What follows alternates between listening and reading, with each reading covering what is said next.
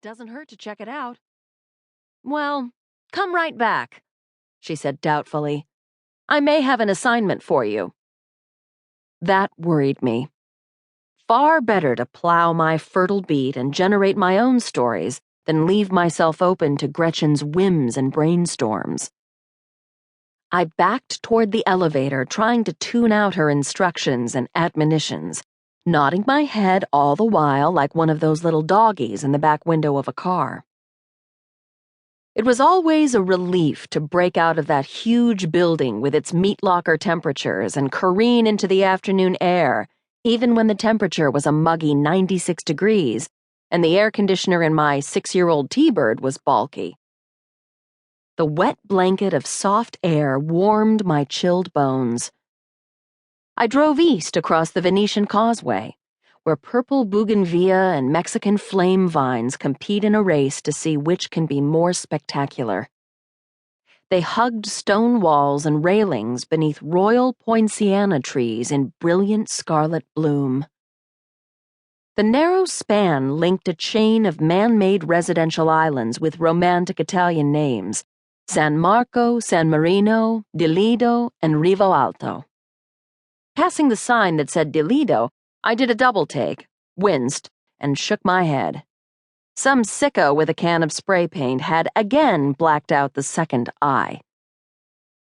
Red warning lights flashed and the alarm bell sounded as I approached the east drawbridge, so I floored it, roaring across with just a few feet to spare. I watched in my rearview mirror as narrow wooden barricades descended behind me and the bridge opened for a tall-masted schooner luffing between the channel markers on the south side of the bridge. These graceful sailboats skimming so silently across the water waste more gasoline than powerboats.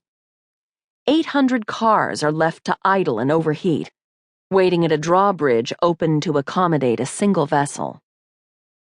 The police scanner in my car spit out an exchange on the beach frequency.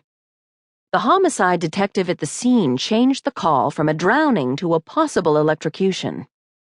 He asked for the medical examiner's ETA, estimated time of arrival, and dispatch replied that the ME was en route. Interesting, I thought, turning left onto Sunset Island. My pulse quickened in recognition. I had chased a story here before. Could it be? Yes, the same house. 2 blue and whites out front, 1 leaving. Rescue already gone. The electronically operated iron security gate stood open in a vacant yawn. No yellow rope, no crowd to be controlled. This was not that kind of neighborhood. Homes here are walled or fenced in by wrought iron. Most owners leave town for the summer. Those who do not would not step out into the afternoon heat to see World War III, much less a single dead body.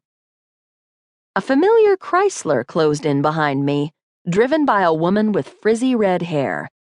Lottie Dane had apparently overheard the radio report and had also swung by to check it out. "You know who lives here?" I greeted her. She shook her head. A Nikon 8008 with a long lens was slung over her right shoulder. The pockets of her loose khaki vest were stuffed with protruding orange and black film canisters. "Dieter Steiner," I said. "I came out here once to try to interview him before he got indicted for murdering his 3rd wife.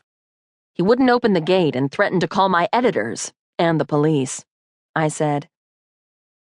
Bad things had happened to the brides of Dieter Steiner. Though not quite Bluebeard, the man was off to a good start. He had lost his first wife while scuba diving.